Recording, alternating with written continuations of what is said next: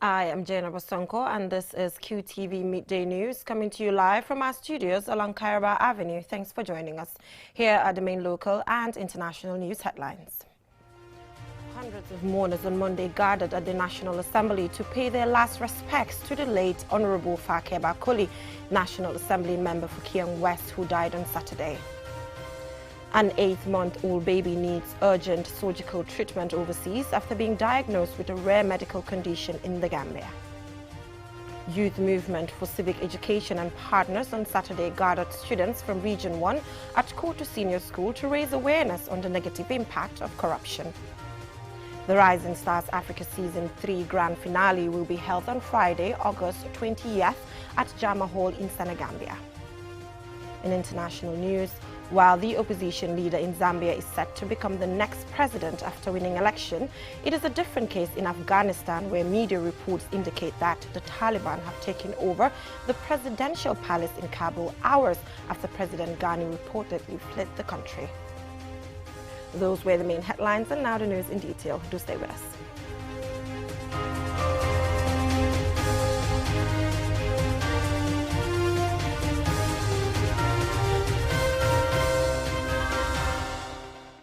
Thank you for joining us, and you're watching QTV Midday News, and I am Jana Bosonko.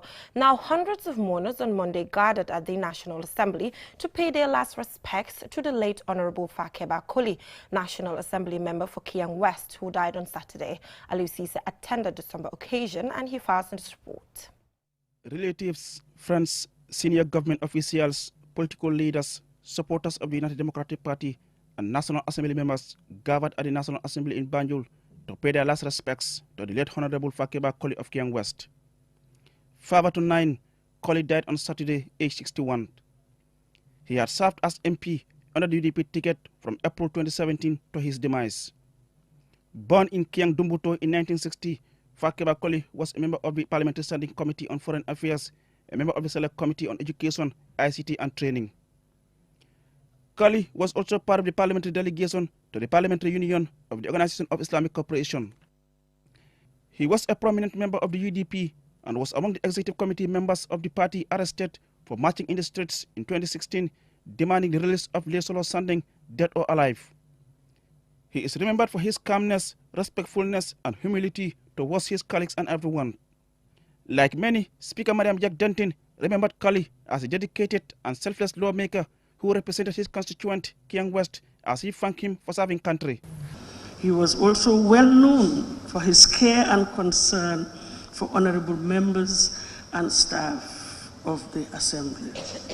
He was a good campaigner for the welfare of his colleagues and had a great sense of humour.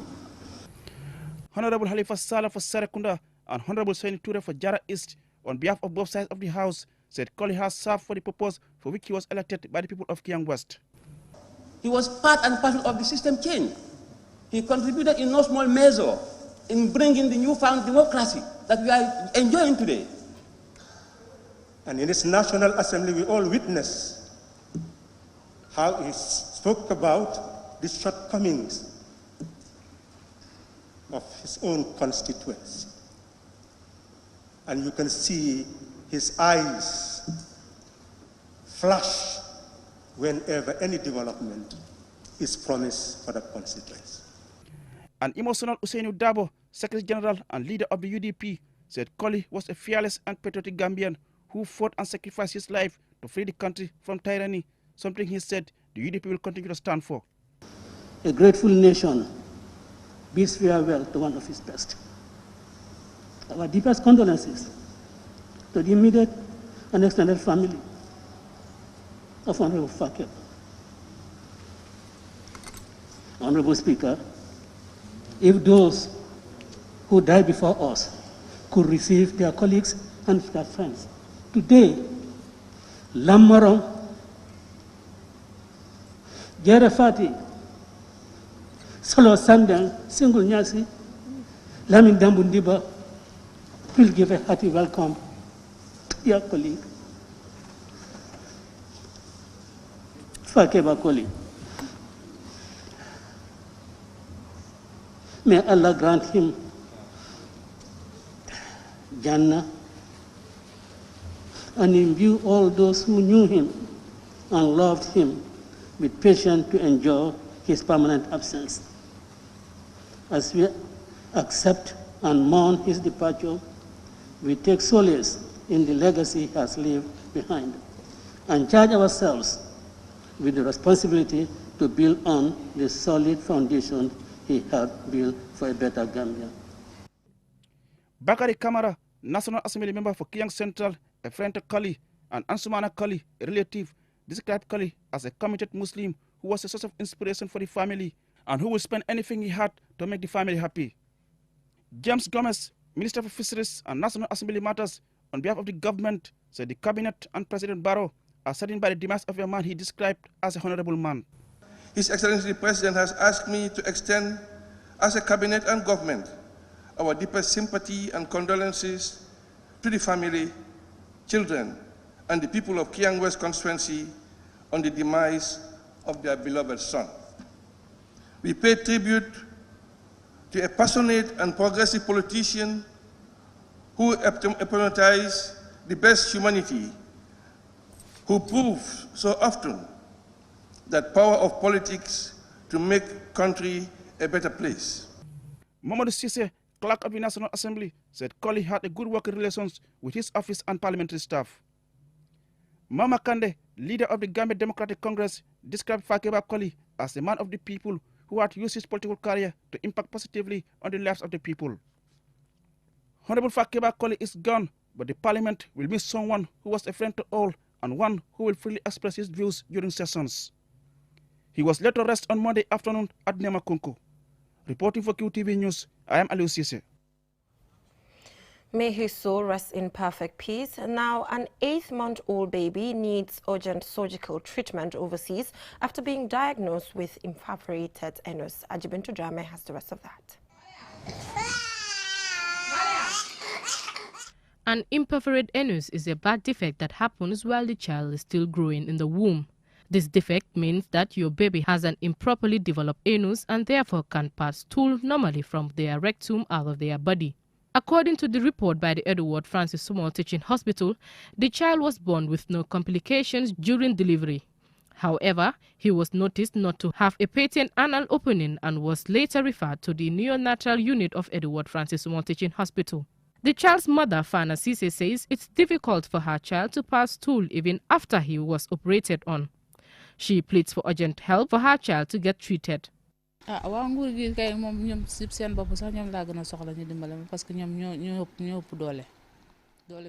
am calling on the government for help. Right now, I really need their help. All I want is anyone to help my child get treatment, because he is going through a lot, especially in this hot weather. He can't get enough sleep, and the effects of the surgery he underwent gets worse due to the hot weather. No one can carry him because they might hurt him, so I am the only one who does. This 8-month-old baby is the last born of 6 siblings. His brother Amadou Sala called on the public for support, adding that he would love to see his brother grow healthy like any normal and happy child. Amigay, the child's grandmother, also explains. It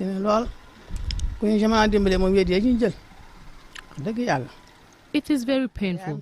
All we want is help. And his mother is really facing challenges, and the same goes for us too. If they can help us treat the child, we will be very glad. This is a very serious condition that requires immediate treatment. The cause is unknown. Often, babies with this condition also have defects of the rectum. According to research, about 1 out of every 5,000 babies has an imperforate anus or other malfunction of the anus or rectum, and it occurs more often in boys than girls.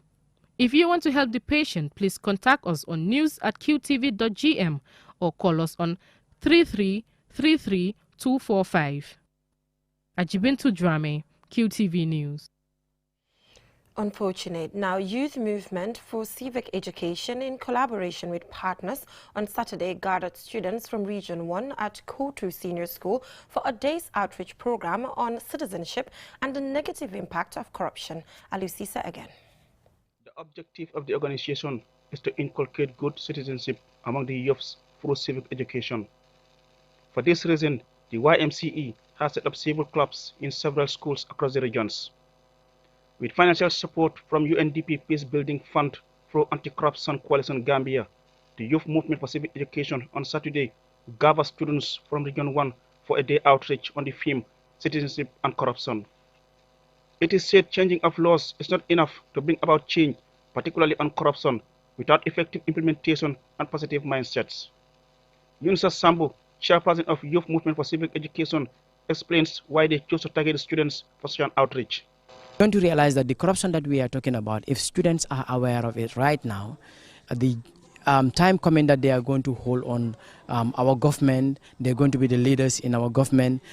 If we cannot completely eradicate it, well, we will see that corruption will be minimized in our system so that the Gambia we want, we will have it.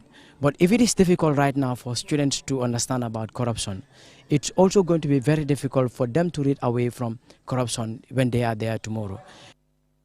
Deliberating on the topic, effects of corruption on our livelihood and the measures taken to mitigate them, Abdullah Jadama, chairperson of the Anti-Corruption Coalition Gambia, explains that corruption is the means of acquiring things through fraudulent and dishonest acts for personal gain.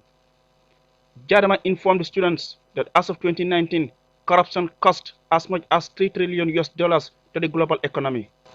Corruption is public enemy #1 in any country. It's a driver of conflict, it's a driver of poverty, it's a driver of exclusion, and it's a driver of intimidation of the vulnerable people. Deliberating on the topic corruption in our everyday life as students and Gambians, Lamin K. Marong, principal of Muslim Senior School, said there is a need to introduce civic education in schools to help change the mindsets of the students, who are the future leaders. But before then, Marong is worried by what he sees as some sort of corrupt acts by students in relation to curricular work. Examination malpractice is a big problem in the country. When we were going to school, it was almost non-existent. But now it is a big problem, so much so that, government has to do something. A lot of investment is being done to tackle it, because if not, it is going to undermine everything that we do. And, that's something I want to, talk to the students about, to take it seriously, that, there is honest in being honest.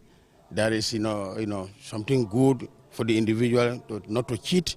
And, there are a lot of things that they do in the schools that are not, in line with our traditional norms and values. Musa Balde, focal person for YMCE in Region 1, said corruption is an endemic problem that requires concerted efforts to mitigate corruption in institutions and society. Awa Jallo, a member of Kotu Senior School Civil Club, believes the event will greatly increase their understanding of corruption and its impact on the socio-economic development of the country. Reporting for QTV News, I am Aliou Cisse. From that story by Aliou Cisse, we will now go for a short commercial break, and when we come back, we have some more local news stories as well as international news. Do stay tuned. Q Money, the biggest mobile money service in the Gambia, has taken mobile banking to the next level. Now, you can link your Q Money wallet with your bank account. Yes, link your Ajib or EcoBank accounts with your Q Money wallet and get instant access to your cash anytime. No need to queue at the bank anymore. Transfer funds from your bank account to your wallet or your wallet to your bank account using Q Money Bank Link is the fastest, most secure, and convenient way to transfer funds between your wallet and bank account. For more information, call our customer care on 133. Q Money, Sunyu Kalpe. Terms and conditions apply.